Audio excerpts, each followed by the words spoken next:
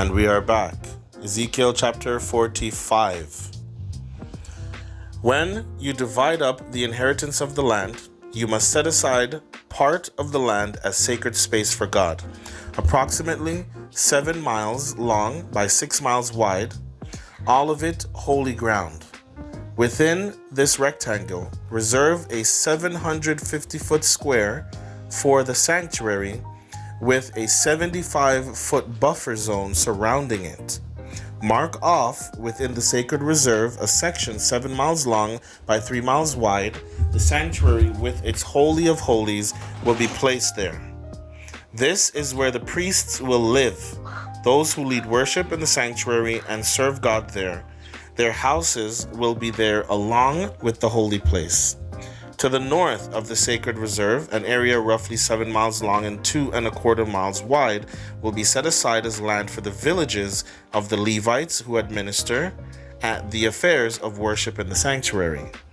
To the south of the sacred reserve, measure off a section 7 miles long and about 1.5 miles wide for the city itself, an area held in common by the whole family of Israel. The prince gets the land abutting the 7-mile east and west borders of the central sacred square, extending eastward toward the Jordan and westward toward the Mediterranean. This is the prince's possession in Israel. My princes will no longer bully my people, running roughshod over them. They'll respect the land as it has been allotted to the tribes. This is the message of God the Master. I've put up with you long enough, princes of Israel. Quit bullying and taking advantage of my people. Do what's just and right for a change. Use honest scales, honest weights, and honest measures. Every pound must have 16 ounces. Every gallon must measure 4 quarts. The ounce is the basic measure for both. And your coins must be honest, no wooden nickels. Everyone in the land must contribute. Is the title of this next section here. Verse 13. These are the prescribed offerings you are to supply. 1/16th part of your wheat, 1/60th part of your wheat, 1/60th part of your barley, 100th part of your oil, 1 sheep out of every 200 from the lush pastures of Israel. These will be used for the grain offerings, burnt offerings, and peace offerings for making the atonement sacrifices for the people. Decree of God the Master. Everyone in the land must contribute to these special offerings that the prince in Israel will administer. It's the prince's job to provide the burnt offerings, grain offerings, and drink offerings at the holy festivals, the new moons, and the Sabbaths, all the commanded feasts among the people of Israel. Sin offerings, grain offerings, burnt offerings, and peace offerings for making atonement for the people of Israel are his responsibility. This is the message from God, the Master. On the first day of the first month, take an unblemished bull calf and purify the sanctuary. The priest is to take blood from the sin offerings and rub it on the doorposts of the temple, on the 4 corners of the ledge of the altar, and on the gate entrance to the inside courtyard. Repeat this ritual on the 7th day of the month for anyone who sins without knowing it. In this way you make atonement for the temple. On the 14th day of the first month, you will observe the Passover, a feast of 7 days. During the feast, you will eat bread made without yeast. Verse 23. On Passover, the prince supplies a bull as a sin offering for himself and all the people of the country. Each day, for each of the 7 days of the feast, he will supply 7 bulls and 7 rams, unblemished, as a burnt offering to God, and also each day a male goat. He will supply about 5.5 gallons of grain offerings and a gallon of oil for each bull and each ram. On the 15th day of the 7th month, and on each day of the 7th day of the feast, he is to supply the same materials for sin offerings, burnt offerings, grain offerings, and oil. Ezekiel chapter 46. Message from God the Master. The gate of the inside courtyard on the east is to be shut on the 6th working days, but open on the Sabbath. It is also to be open on the new moon. The prince will enter through the entrance area of the gate complex and stand at the gate posts as the priests present his burnt offerings and peace offerings while he worships there on the porch. He will then leave, but the gate won't be shut until evening. On Sabbaths and new moons, the people are to worship before God at the outside entrance to that gate complex. The prince supplies for God the burnt offerings for the Sabbath, 6 unblemished lambs and an unblemished ram. The grain offering to go with the ram is about 5.5 gallons plus a gallon of oil and a handful of grain for each lamb. At the new moon, he is to supply a bull calf, 6 lambs and a ram, all without blemish. He will also supply 5.5 gallons of grain offering and a gallon of oil for both ram and bull, and a handful of grain offering for each lamb.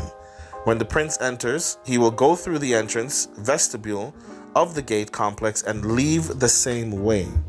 But when the people of the land come to worship God at the commanded feasts, those who enter through the north gate will exit from the south gate, and those who enter from the south gate will exit from the north gate. You don't exit the gate through which you enter, but through the opposite gate. The prince is to be there, mingling with them, going in and out with them. At the festivals and the commanded feasts, the appropriate grain offering is 5.5 gallons, with a gallon of oil for the bull and ram, and a handful of grain for each lamb. When the prince brings a free will offering to God, whether a burnt offering or a peace offering, the east gate is to be opened for him. He offers his burnt or peace offering the same as he does on the Sabbath. Then he leaves, and after he is out, the gate is shut. Every morning, you are to bring a yearling lamb unblemished for a burnt offering to God. Also, every morning, bring a grain offering of about a gallon of grain with a quart or so of oil to moisten it. Presenting this grain offering to God is standard procedure. The lamb, the grain offering, and the oil for the burnt offering are a regular daily ritual. A message from God the Master. If the prince deeds a gift from his inheritance to one of his sons, it stays in the family. But if he deeds a gift from his inheritance to a servant, the servant keeps it only until the year of liberation, the Jubilee year. After that, it comes back to the prince. His inheritance is only for his sons. It stays in the family.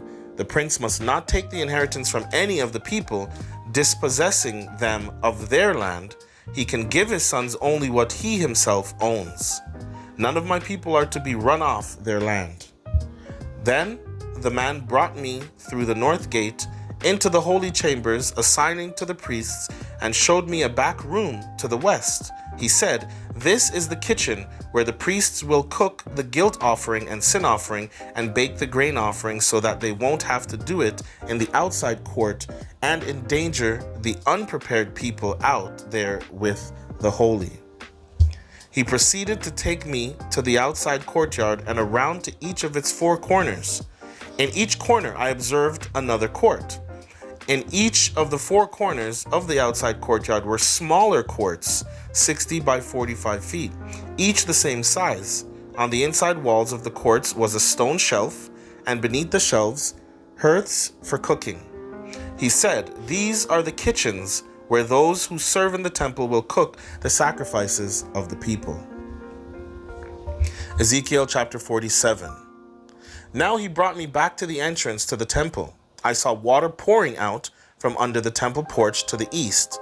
The temple faced east. The water poured from the south side of the temple, south of the altar. He then took me out through the north gate and led me around the outside to the gate complex on the east. The water was gushing from under the south front of the temple. He walked to the east with a measuring tape and measured off 1,500 feet, leading me through water that was ankle deep. He measured off another 1,500 feet, leading me through water that was knee deep. He measured off another 1,500 feet, leading me through water waist deep. He measured off another 1,500 feet. By now it was a river over my head, water to swim in, water no one could possibly walk through. He said, "Son of man, Have you had a good look?" Then he took me back to the riverbank. While sitting on the bank, I noticed a lot of trees on both sides of the river. He told me, "This water flows east, descends to the Arabah, and then into the sea of stagnant waters. When it empties into those waters, the sea will become fresh. Wherever the river flows, life will flourish. Great schools of fish, because the river is turning the salt sea into fresh water. Wherever the river flows, life abounds. Fishermen will stand shoulder to shoulder along the shore from En Gedi all the way north to En Eglaim, casting their nets. The sea will teem with fish of all kinds, like the fish of the great Mediterranean. The swamps and marshes won't become fresh, they'll stay salty, but the river itself on both banks will grow fruit trees of all kinds. Their leaves won't wither, the fruit won't fall. Every month they'll bear fresh fruit because the river from the sanctuary flows to them. Their fruit will be for food and their leaves for healing." A message from God the Master. These are the boundaries by which you are to divide up the inheritance of the land for the 12 tribes of Israel, with Joseph getting 2 parcels. It is to be divided up equally. I swore on a solemn oath to give it to your ancestors, swore that this land would be your inheritance. These are the boundaries of the land. The northern boundary runs from the Great Mediterranean Sea along to Hethlon Road to where you turn off to the entrance of Hamath, Zedad, Berotha, and Sibraim, which lies between the territory of Damascus and the territory of Hamath, and on the Hazor Hatikon, on the border of Horon. The boundary runs from the sea to Hazor Enon, with the territories of Damascus and Hamath to the north. This is the northern boundary. The eastern boundary runs between Damascus and Haran, down along the Jordan between Gilead and the land of Israel to the eastern sea as far as Tamar. This is the eastern boundary. The southern boundary runs west from Tamar to the waters of Meribah Kadesh, along the brook of Egypt, and out to the great Mediterranean Sea. This is the southern boundary. The western boundary is formed by the great Mediterranean Sea north to where the road turns east toward the entrance to Hamath. This is the western boundary. Divide up this land among the 12 tribes of Israel, divide it up as your inheritance, and include in it the resident aliens who have made themselves at home among you and now have children. Treat them as if they were born there, just like yourselves. They also get an inheritance among the tribes of Israel. In whatever tribe the resident alien lives, there he gets his inheritance. Decree of God, the Master. Amen. Amen.